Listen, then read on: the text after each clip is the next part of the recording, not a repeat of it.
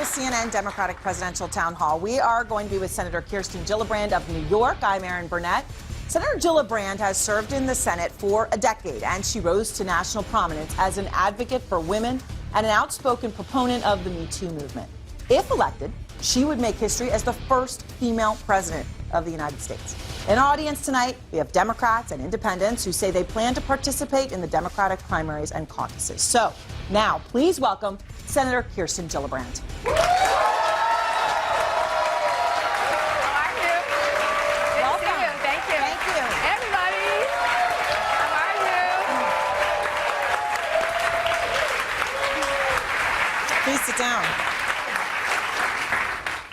So I have to start off with something I saw today. It was a video, and it had gone viral involving you, and you were speaking Mandarin to a reporter. Just so everyone knows, that video has already gotten more than 1 million views. Yes. So That and my weightlifting video. That's about it. all right. So for those who did not see that particular video, could you tell me a little bit, or tell all of us a little bit about yourself in Chinese? 你好吗？好不好？我的中文的名字是陆天娜. And all I said is, hi, how are you? My Chinese name is Lu Tianna. You know what's interesting? I had someone translating in my ear. Yes. And she's a native Chinese speaker, and she says your accent is really good. She said so. Dubious. But I had a great experience traveling throughout China and learning how to speak Chinese in college. I took a trip and during one of my summers to Beijing and lived in a dorm in Beijing, and Connie Britton was my roommate. And we both struggled enormously just to get through, because it was really hard. You were in a very different country with very few rights for women, very few rights for people in general. And we bought bikes and we biked all around Beijing, and we explored every weekend. We went all across China, and then I spent a second semester in Taiwan. So dive in and figure it out. And I know keeping up with the language, any language is really hard, never mind something like Chinese, which is so different than ours. All right, I want to get straight to it and get to our first question. So this week, President Trump, of course, got rid of his Homeland Security Secretary, Kirstjen Nielsen, been purging the Department of Homeland Security, as a fair word to use. And the firings come, as he says, there's a national security border emergency on the border. And I want to start there with the first question, who comes from Parker Butler from Texas, freshman at American University, who's volunteered for political campaigns in the past, I know, Parker, including Beto O'Rourke's Senate campaign. So go ahead with your question, Parker.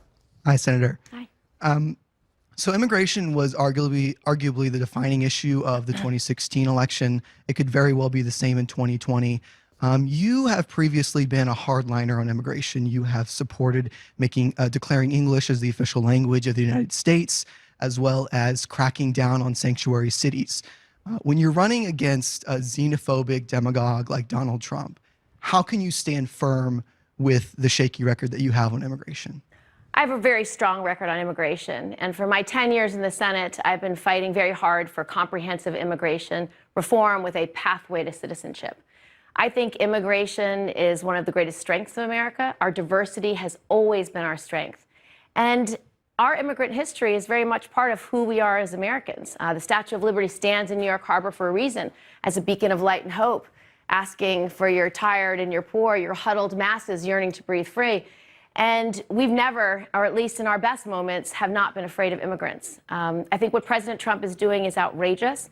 I think when he divides children and their parents at the border, it's not only inhumane, but it's contrary to who we are as a country. As President of the United States, I would not only work to pass comprehensive immigration reform, but I would change entirely what we do at the border. I would make sure that people seeking asylum in this country would have access to real immigration judges and lawyers. I would make sure that the process was humane, and I would take all of that work, the enforcement and removal operations, and I'd put it out of Homeland Security and put it into the Department of Justice. We can keep our border safe and we can invest in border security, but we do not need to treat people in the way President Trump has. So I think part of what Parker's talking about, obviously, is the dramatic change in your position on this issue over time, right? From English, obviously, as a language, official language of the country, not supporting things like benefits for illegal immigrants. That's part of your record as well. What made you change? Well, when I was a member of Congress from upstate New York, I was really focused on the priorities of my district. When I became senator of the entire state, I recognized that some of my views really did need to change. They were not thoughtful enough and didn't care enough about people outside of the original upstate New York district that I represented. And so I learned. And I think for people who aspire to be president, I think it's really important that you're able to admit when you're wrong and that you're able to grow and learn and listen and be better and be stronger. That is something that Donald Trump is unwilling to do. He is unwilling to listen. He is unwilling to admit when he's wrong. He's actually incapable of it. And I think it's one of the reasons why he is such a cowardly president. So, you know, your background, obviously, you had quite a bit of experience in a lot of really diverse places, right? You spent a long time working for a law firm in New York City. You went to law school in Los Angeles. You worked for a Democratic administration. So you were very familiar with immigrant issues and places with a lot of diversity. Well, I was always for comprehensive immigration reform, but I didn't lead on the issue. And so when I became a senator 10 years ago, I decided this is something I need to lead on. It's something that's really important to my state. My state is so diverse. It's one of the most diverse in the entire country. And so what I've been able to do as senator is bring my whole state together. Not only could I represent the 2-to-1 Republican district that I represented, and not only won it twice, the second time with a 24-point margin, but then I turned and represented the whole state, and over 3 elections earned the highest vote total in the history of the state at 72%. Because I'm able, by listening, by empathizing, by understanding, to represent the entire state.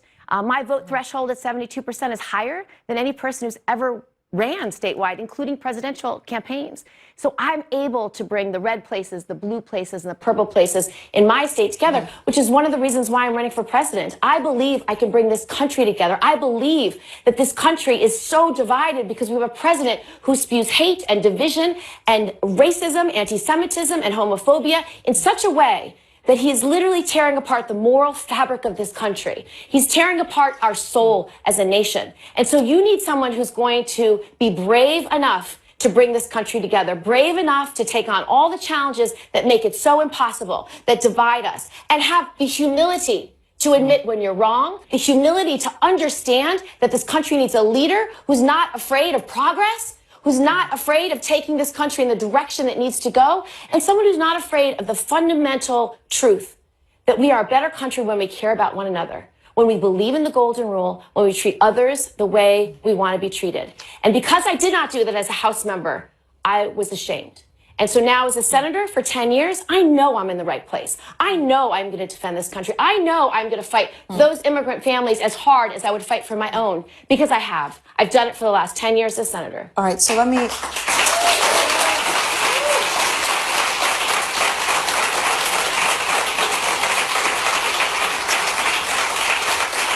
The next question is also related to immigration, and Luz Gonzalez is a student at Montgomery College. I know, immigration activist. You're also a DACA recipient. When you came to this country, I know you were very young. You came through no decision of your own when you were a child. Luz. I'm one of thousands of immigrant youth in this country that are protected under DACA status. Senator Gillibrand, I was 4 years old when I moved to the United States. I'm now a college student at Montgomery College. I can't imagine being deported to a country that I barely know. But our current immigration system provides no pathway to citizenship for me and my family. What would you say to Trump and his supporters to see families like mine deported? First of all, I think what President Trump is doing is not only inhumane, but lacks vision and lacks leadership. This is a country that was largely built by immigrants. Immigration and diversity has always been a strength. I would protect the dreamers. I would make sure that dreamers who came to this country would have a pathway to citizenship so they can finish their schooling, so if they're serving in the military, they can continue to serve, so that they can start families and start businesses. So for me, I think it's really important that we recognize that immigration is a strength, and I would lead in that way. I would make sure we pass comprehensive immigration reform in this country. All right, the next question comes from Sydney Paretsky, a senior at the University of Maryland. I know you're president of the school's College Democrats, so go ahead, Sydney. Good evening, Senator. I'm a proud fellow alumna of Dr. Christine Blasey Ford's alma mater, the Holton Arms School. Thank you for believing Dr. Ford and leading an incredible fight. Despite existing resources available on college campuses for survivors of sexual assault, many individuals remain silent out of fear of not being believed. How will you fight to change the stigma often surrounding accounts of sexual assault, and how will you fight for survivors? Yeah. So I've been fighting, thank you for that, and thank you for actually bringing up an issue that so many survivors struggle to talk about every day, and being brave yourself to speak up for them. I believe deeply that we have to end sexual violence in this country, because fundamentally it goes to a very simple question: do we value women? And unfortunately, there's a lot of evidence that we don't. We don't take sexual assault seriously on college campuses. We don't take it seriously in the military. We don't even take it seriously in places like Congress. So we have to address sexual harassment and sexual assault head on. I've sponsored legislation and led on a debate of how we change how we deal with sexual assault on college campuses. A couple of easy reforms: have a nationwide survey so that anyone who has suffered sexual violence can speak out and tell their story. Make sure we work with law enforcement so that if a survivor does want to go to law enforcement, they're taken seriously. Make sure we have better training, and make sure we have someone on campus who can take you through your options. Having that on-campus counselor to give you all the information and facts you need. Those 4 things alone would transform how we treat sexual assault survivors in our colleges. I would try to pass that bill right away, and we already have a bipartisan support of it. It's the kind of thing that we can come together and get done. Dan Turner, I want you to have a chance now to ask your question. I know you're the founder and the president of a technology company here in Washington. Go ahead with your question. Thank you. Hi, Senator. Hi. 7 years ago, my preemie twins spent 5 months in the NICU. I had to take 6 months off to take care of my other 2 kids.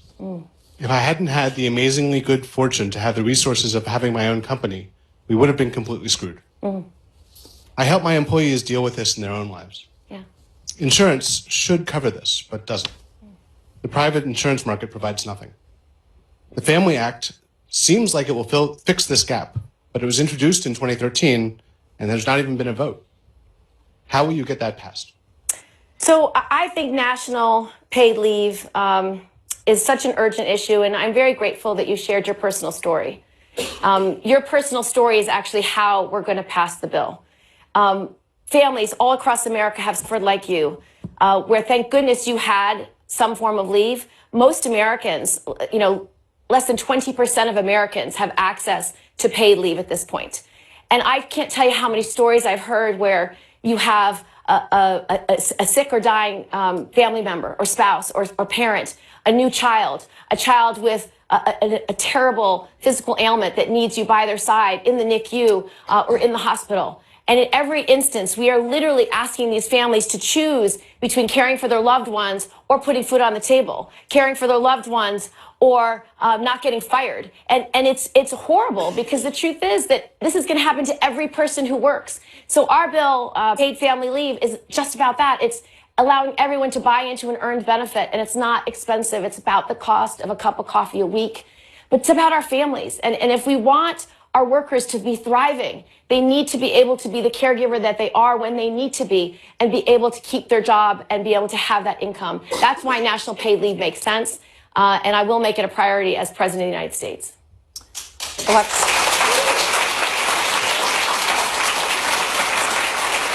Alexis Payne is a senior at American University, and you're studying political science. Go ahead with your question. Thank you, Senator, for being here this evening. My question for you is, you just recently held a rally outside of Trump Tower in New York City. What inspired you to host a rally at that venue?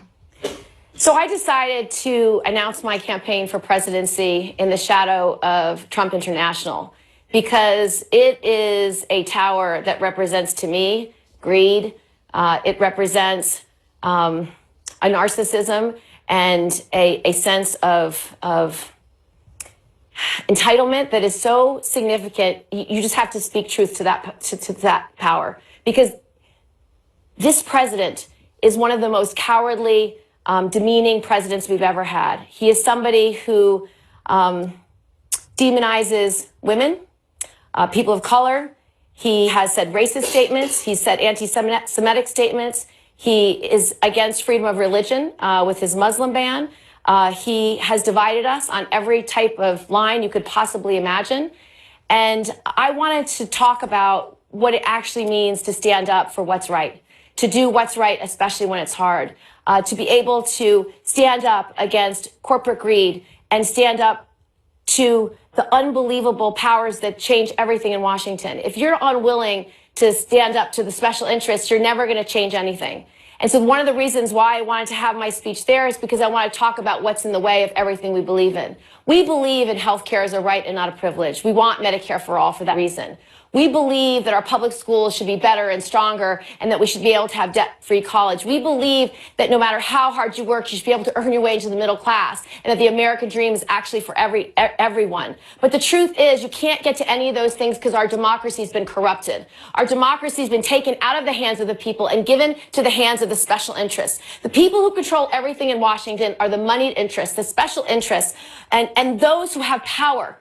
And so if you don't want to if you aren't willing to get money out of politics and have publicly funded elections, you're not going to get there. If you're not willing to take on the drug companies, you're not going to be able to get rid of the opioid crisis or be able to afford prescription drugs. If you're not willing to take on the insurance companies, you're not going to get health care as a right. So I wanted to talk about what this president isn't, and that's brave. I wanted to talk about what it's like to have a president who's brave enough to stand up for what's right, even when it's hard, especially when it's hard. This is a president who doesn't. He punches down. He demeans the vulnerable. He is not brave. He wants us to believe he's strong. That's why he puts his name on every building. He wants us to believe that he is powerful. Well, he is not. He is weak and he is a coward. And that's why I wanted to have that speech there. All right, we'll be right back with more from CNN's Democratic Presidential Town Hall with Senator Kirsten Gillibrand. Stay right there. We'll be right back.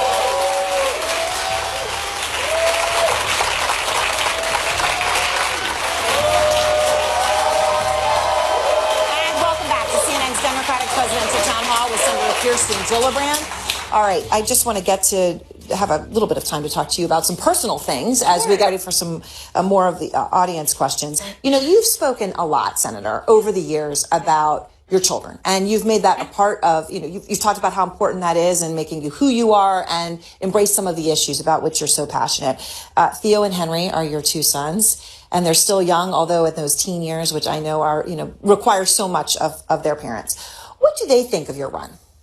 Well, they're both very disgusted with our president. So I won't even tell you the nicknames they have. That would be inappropriate. But, you know, for me, when I finally decided to run, it was really about making sure my children felt prepared.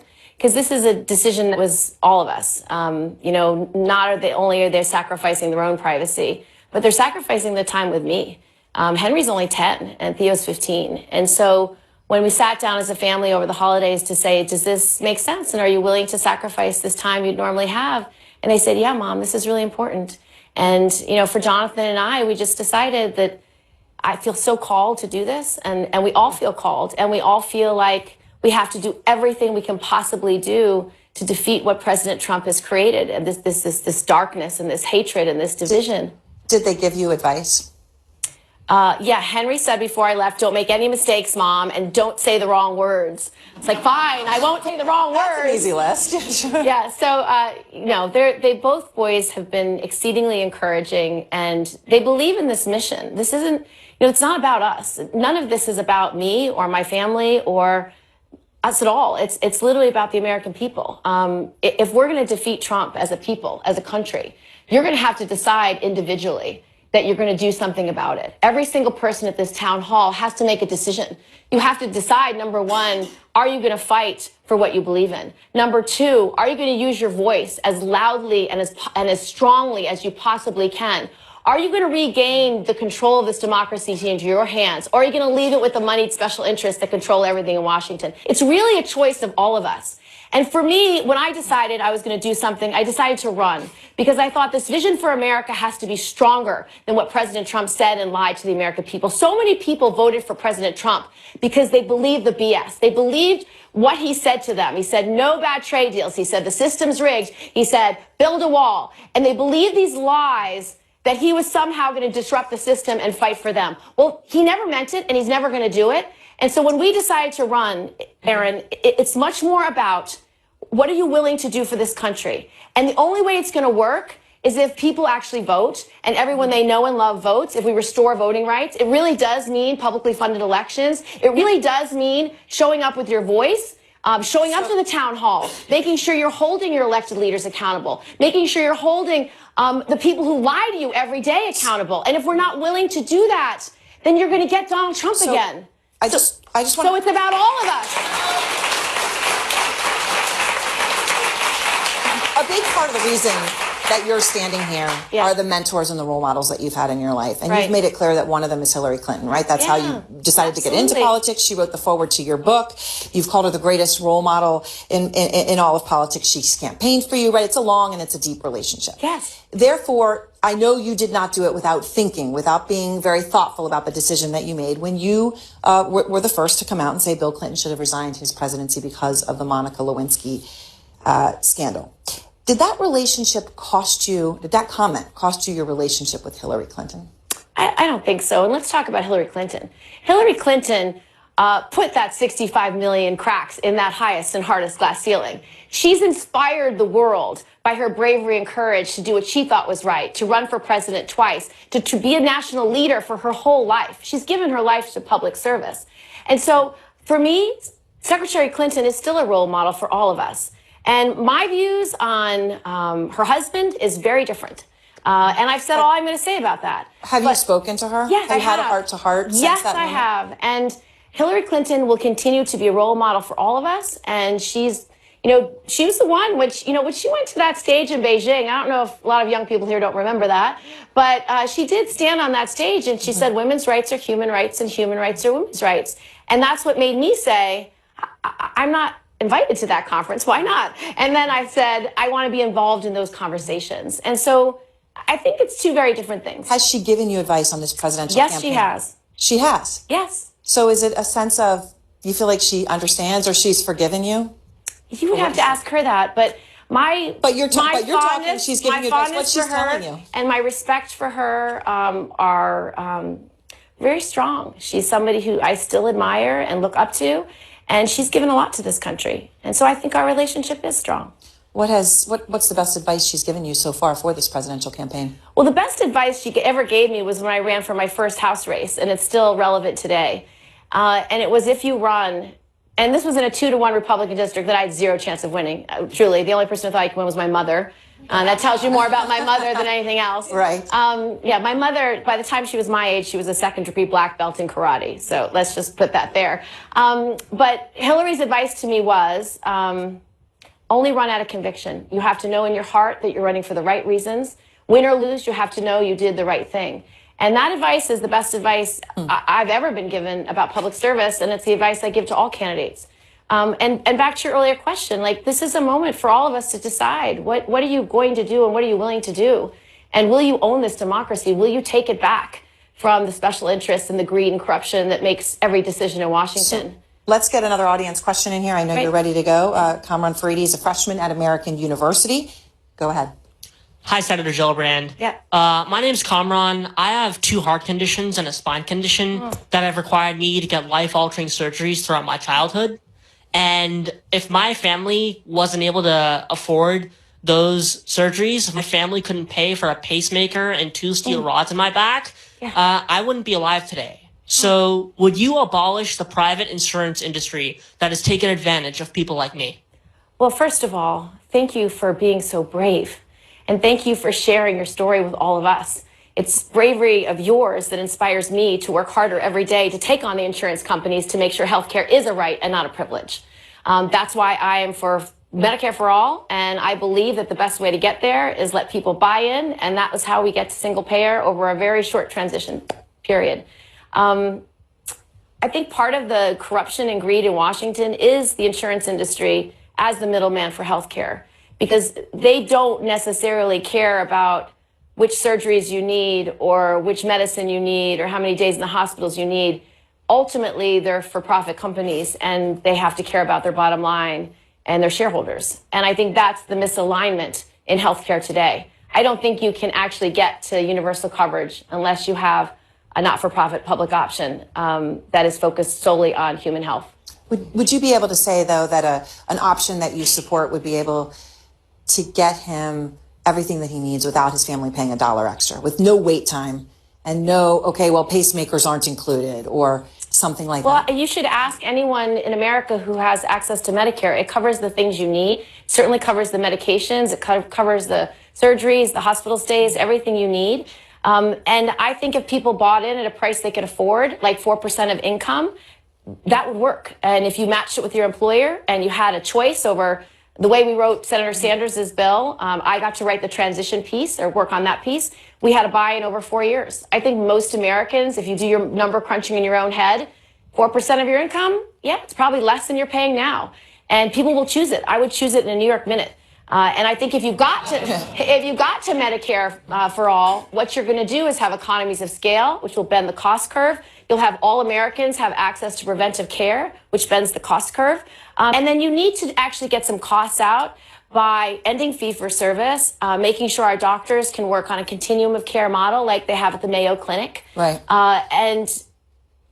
And make sure that you get the price of pharmaceuticals down. That means taking on the drug companies. So I do want to talk to you about that because we have a question about pharmaceutical prices. The Medicare today, back to greed and corruption, the reason why Medicare patients don't have the lowest cost for drugs is because under George W. Bush, they negotiated in the dead of night to make sure that drug manufacturers would never have to negotiate in bulk with Medicare. When you call insurance companies, though, the middleman, under a President Gillibrand, would they be gone? No private insurance companies, yes or no? You'll have to see whether they want to compete or not. I don't think they will. So the reason why we have a transition plan in the Medicare for All bill that a lot of us support is because you're going to let Americans choose. If the insurance industry wants to continue to participate to offer some kind of coverage for some kind of thing, they'll have to compete for those customers. But if you let America choose basic care through Medicare, which is higher quality and far more affordable, I can't imagine that most of Americans won't choose it. All right. I want to get to another question. Scout has a question, a sophomore at American University. Scout, go ahead. Hi, Senator. I am also chronically ill. I know that you speak very passionately about supporting Medicare for all, but you also have a long history of taking campaign and lobbying money from pharmaceutical companies, a lot of whom manufacture drugs at prices that I could not afford without insurance. Are you committed to questioning your contradiction and supporting Medicare for all while remaining close to drug companies? How exactly do you plan to reform these practices? And can we expect to see the change reflected in your Senate votes and if you're president? Well, my voting record, I stand up to the drug companies. I've sponsored legislation to stand up to the drug companies, and I'm not beholden to donors. That's why I'm in favor of publicly funded elections. It's also why I don't take corporate PAC money. It's why I don't take federal lobbyist money, and it's why I don't want to have an individual super PAC. I believe if you want to restore this democracy into your hands, you're going to have to get money out of politics. You're actually going to have to fight for publicly funded elections. So I'm not beholden to any industries, and my voting record proves it. So, given the optics of being too cozy with pharmaceuticals and the point that Scout was making, why did you allow a Pfizer vice president to host a fundraiser? Because she's my friend, and I've known her for lots of years, and she supports my positions on LGBTQ equality, and she supports my positions on women's rights and women's empowerment. So, you know, individuals will support you for all sorts of reasons, and you don't want to undermine an individual's right to participate, but it's one of the reasons, because you made that assumption, it's one of the reasons why we need to get money out of politics, because it corrodes people's belief that our democracy is strong. So you want publicly funded elections. It's the quickest and best way to restore people's faith in our democracy. All right, I want to bring in Jamal Hansen. At age 25, he was sentenced to serve 22 years in federal prison for selling crack cocaine. You're here with us now. Your sentence was commuted by President Obama in 2016. I know you now own a car service company here in Washington. So you have completely turned your life into something pretty incredible for a lot of people to aspire to. Jamal. All right, my question for you, Senator Gillibrand, is I'm a returning citizen. And since returning home, I've paid a considerable amount of money in taxes. I'm of the belief that I should have a say in who represents me in Congress and who represents me in office. Yep. So I would like to know your position on pardons and restoration of prisoners' rights. Thank you, Jamal.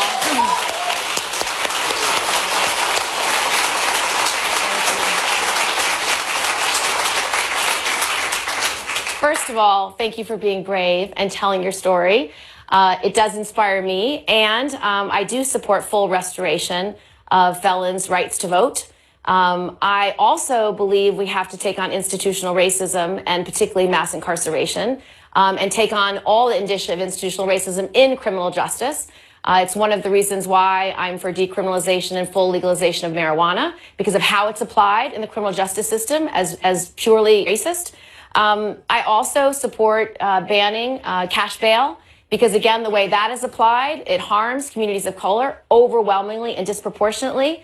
And then the other places where we see institutional racism in healthcare, in education, in the economy, in jobs, I have a lot of ideas how to do that, and I'll just name a couple. In healthcare, we have to deal with the fact that if you're a black woman in America today, in New York City, you are 12 times more likely to die in childbirth, 4 times more likely nationwide. We need to take on racism within the educational system. The amount of student debt that communities of color have is far greater. And then because we don't have equal pay for equal work, if you're a woman, you're going to be paid less. If you're a woman of color, you're paid even less. If you're a black woman, a Hispanic woman, even less. It takes you longer to pay back your student debt. You need equal pay for equal work. In the economy, it's really hard to get access to capital for communities of color. I've worked on legislation to make it easier for minority small business owners to get access to capital to start their businesses so they have the same chance to let the economy grow and employ people and realize their dreams. But I also believe we have to take on predatory lending, which disproportionately affects communities of color. And I want to have postal banking as a way to remedy that. Okay. We'll be right back with more from CNN's Democratic President Town Hall with Senator Kirsten Gillibrand. Democratic Presidential Town Hall. We are here with Senator Kirsten Gillibrand. And we're all ready for our next audience question from Jillian Thomas, who's a paralegal here in Washington. Jillian, go ahead. Good evening, Senator. As someone who's gone from receiving an A rating from the NRA to now having an F rating, thank you for that, by the way. And you've experienced that moment when you realized that your stances on gun control were wrong. Yeah. What do you feel other Americans are missing that might move them to a more open-minded stance when it comes to gun control? So I think, thank you for asking that question, and in the way you did. So what I recognized pretty quickly when I became a senator was that I didn't spend enough time thinking about other people around the state and other families who were really suffering. So when I started to meet with families who'd lost loved ones to gun violence, it was devastating. When you talk to a mom and a dad who lost their teenage daughter because she was at a party with friends and a stray bullet hit her and killed her, and you meet her whole class. Not only do you immediately know that you were wrong, but you know that you have to do something about it, because that young woman, Nyasha Pryor Yard, should not have died, and her death should not be in vain. So I believe that things are changing. I think the fact that you have young people who are marching, not just the kids from Florida, but the fact that they work with kids all across America whose friends die every day in their neighborhoods. They made this movement intersectional and this movement powerful. And they're speaking out. They're walking out of classrooms. They're marching on Washington. Emma Gonzalez calls BS on every lie every member of Congress has ever told her. You have young men standing up to Senator Marco Rubio and say, will you stop taking money from the NRA? And he didn't even have the courage to say yes. So for me, these young people are going to change the conversation, because even if Congress doesn't listen to them, the one group of people who will are their parents. And their parents live in all 50 states. And so this issue is going to be about our families, our communities, protecting our loved ones. And I think I can walk into any voter in a red state or a purple state or a blue state, gun owners, NRA members, and say, you do care about a 4-year-old dying on a park bench in Brooklyn, don't you?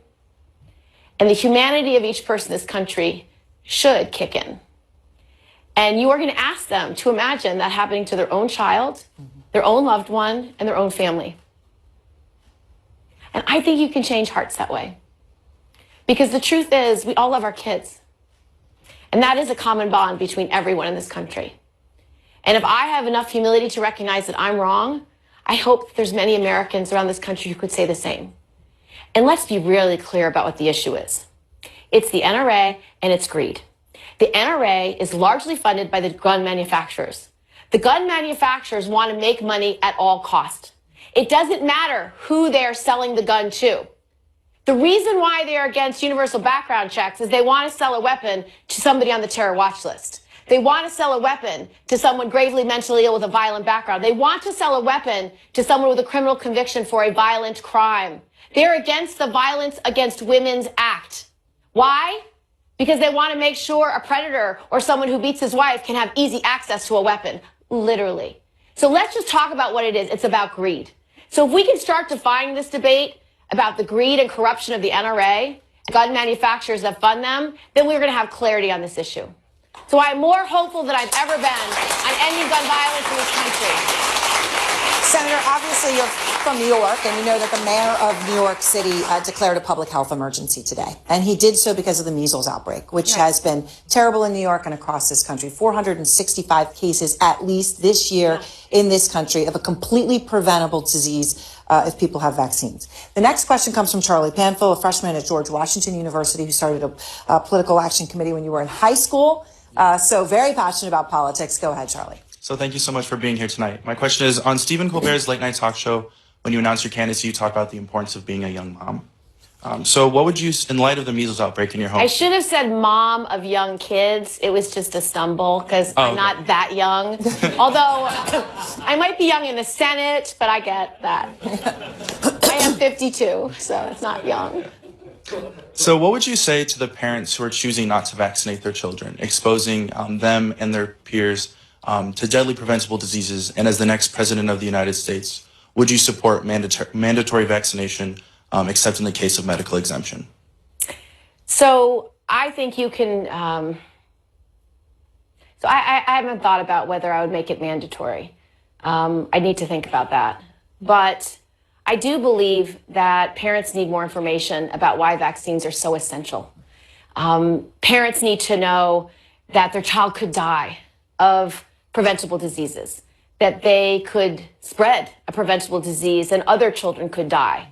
I think parents have been afraid. I think they've been made afraid by rumors and myths and, fake news. So I think that we need to do a much better job of educating parents about the essential nature of vaccines.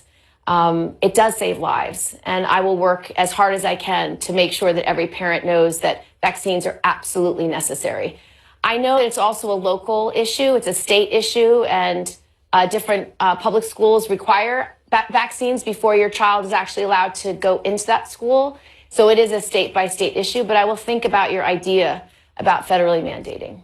I'm curious, as a mom of young children myself, obviously I believe passionately that we need to educate people about the facts of vaccines, which are that vaccines save lives. They save more lives than people even realize at this point, because we become so lulled into a sensibility that everything is safe. But what's holding you back from mandatory vaccinations when the facts are the facts and they do save lives? What is holding you back? I just want to research it a little more because I haven't thought about if it's a states' rights issue, how many states already mandate it, if you made a federal mandate, what the impact would be. I'm not against it. It may be a perfectly good idea, but it's the first time I've heard the idea, so I actually want to look into it and make sure I'm knowledgeable enough to make an informed decision. All right, well, we're going to take a brief break with that. We'll be right back with more from our Democratic presidential town hall with Senator Kirsten Gillibrand. Stay right there.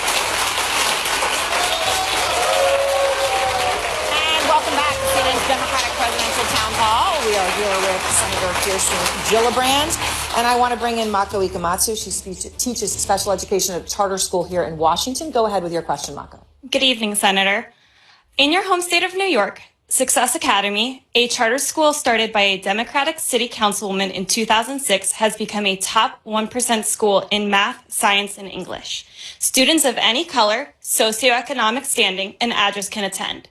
These students graduate and attend college at far higher rates than public schools in the state. Do you support charter schools like Success Academy? And if so, would you expand funding for charter schools?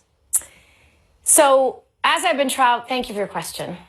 as I've been traveling around the states that I've been visiting, access to good public schools is top 1 or 2 on everyone's mind. It's healthcare and education. And what I've heard from most folks around the country is that their public schools are either crumbling, they have terrible infrastructure, or the class size is too big, or that they just don't have enough funding. And if you're in a poor area, then you have very poor resources. And if you're in a rich area, you have very good resources. So I think we need a much broader approach to fixing our public school education system than just charter versus non-charter. I think that's not really the debate, to be honest. I think for every school that's successful, they have indicia of success. And indicia of success can look like different things. When the child shows up to school hungry, it means making sure you have a breakfast program, a lunch program, maybe even a dinner program. If a child has to walk through a bad neighborhood to get to school, or there's gang violence in their community, they need to have after-school programming. They need to have summer school. They need to have internships. When you look at a child and maybe they have only one parent at home and the parent has 2 or 3 jobs, so no one's home when they get home, you need big brothers, big sisters, or mentors. The single parent may well need access to social services. They might need help making sure they get their Medicare or Medicaid or Social Security. So what has been really successful is the Success Academies are very successful because they have very rigorous academics. But there's other schools around the state that are also successful that not only use rigorous academics, but do the 360-degree support of each student. And those are the schools that I think really are scalable for all schools. And I think their success is very inspiring to me. You look at Say Yes to Education in upstate New York. It does all those things. So I think you need to have a solution that is broad-based enough to meet the needs of all public schools. We want all public schools to rise in all parts of the country. We need to support our teachers. We need to make sure that we fully fund special ed. One of the biggest challenges we have, yes, we got a little jazz hands for that. We need to fully fund special ed because we've not funded special ed. The federal government's supposed to pay 40%. We've not even paid half of that. And so let's fully fund it, maybe get the funding up to 50% to take off some of the pressure on some of the schools that don't have enough money. I also really think it's important to have equalization so that every child in the state has access to the same amount of investment, and it doesn't matter if it's a poor neighborhood or a weak neighborhood, but it needs to be funded because being unfunded equally is also not good. So you need to have more thorough funding. And last, because this is important, is I think there's a lot the federal government can do to help state schools. First, stop the unfunded mandates, either fund it or don't mandate it. And then second, provide money for bricks and mortar. And also maybe you could even provide money for things like music and art and gym and civics and ethics. I got more jazz hands. My teacher likes that idea.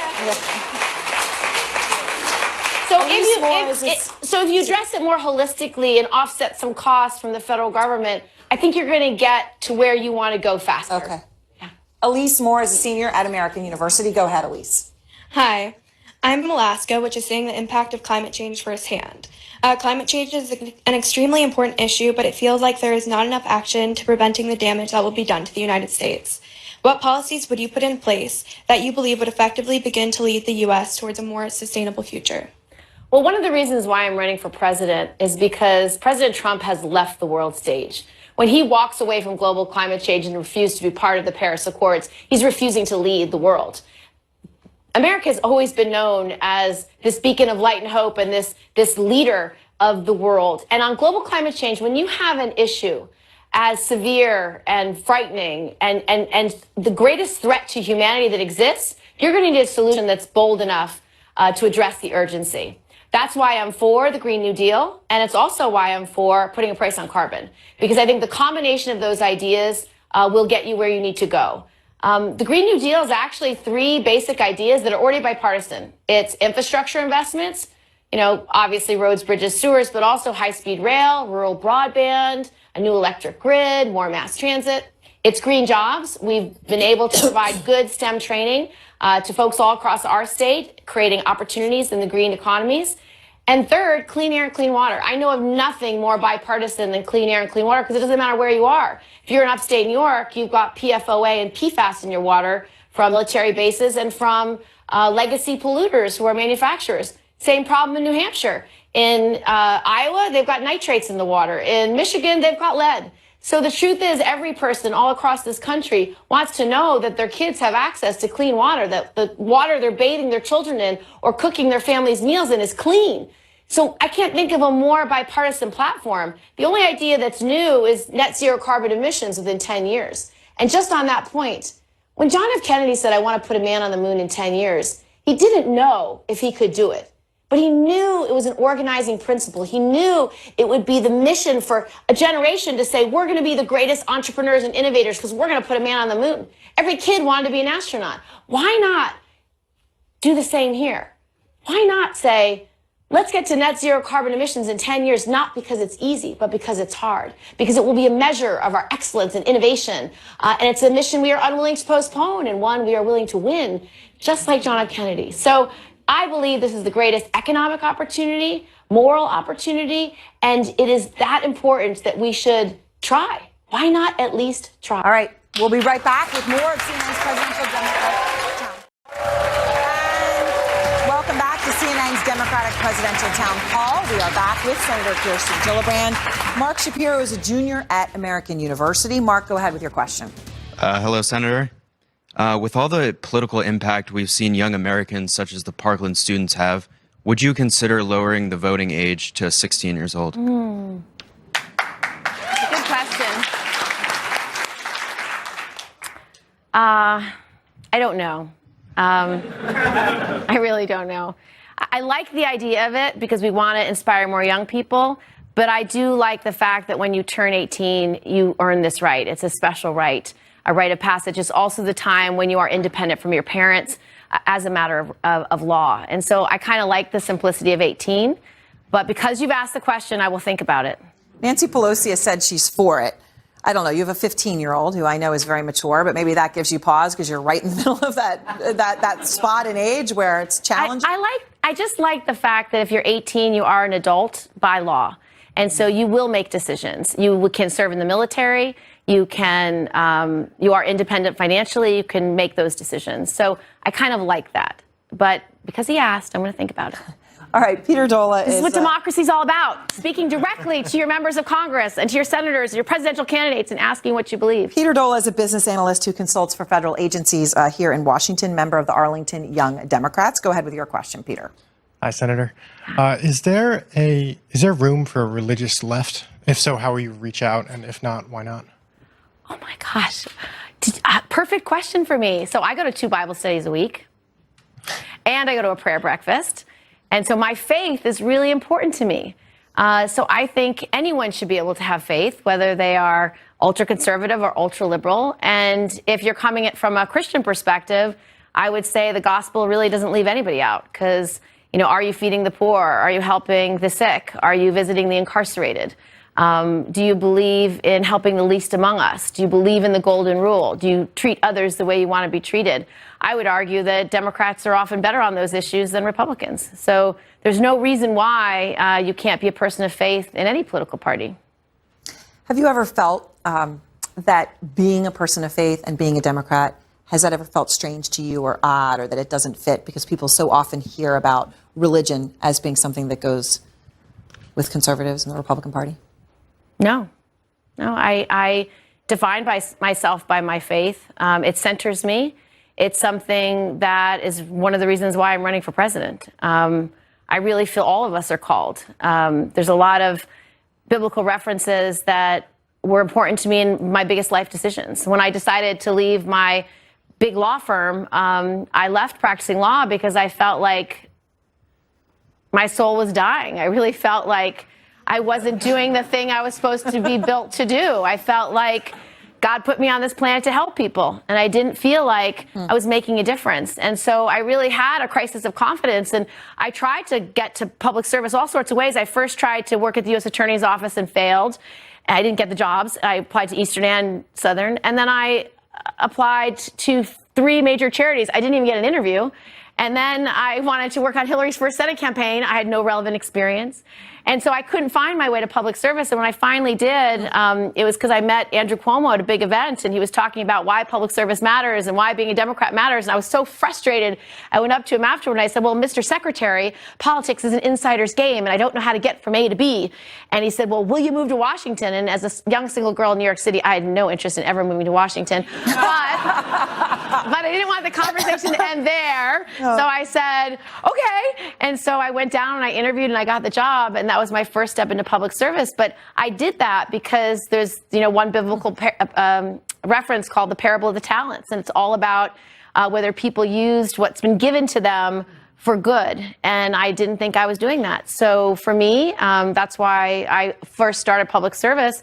And in this moment of running for president, it's very much about what are you willing to do in a time such as this?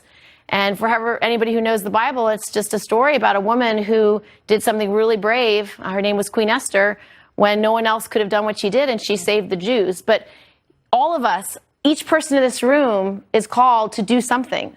And I don't know what it is for you, but I know for me, it's standing up to President Trump. It's standing up to the hate and the division and the cruelty he's put into this country. For me, it's about summoning every bit of bravery and conviction I have in my body to do what it takes to bring this country back together, to heal this division, to take on the greed and corruption, the special interests in Washington that decide everything, because I can't accomplish anything unless I do that first. Until you restore democracy to your hands, until it's a direct democracy where it's one person, one vote, where we have voting rights and they can't be taken away by legislatures around this country, where you are the ones who hold me accountable, not some special interest and corporate lobbyist who shows up on my office door. And so I know I have the courage to do that. I've done it every part of my life. I've stood up to the Pentagon twice, once over Don't Ask, Don't Tell repeal, and second over sexual violence in the military. I've stood up to Wall Street as a member of Congress from New York, and I voted against that bank bailout twice. And I've stood up to Congress. I passed a law to make insider trading for members of Congress illegal. If you're not willing to take on those fights, then you will never change anything in Washington. If you are unwilling to take on the fights that need to be fought, to go through fire, to do what's right, you will never change anything in Washington. And I believe I have the courage, the conviction, and the fearless determination that it actually takes to not only take on President Trump, but then to take on the corruption and greed that makes all the things we want to do impossible. And that's why I'm running for president. All right. Thank you very much, Senator. We appreciate your time. And thanks so much to all of you for coming to our live town hall.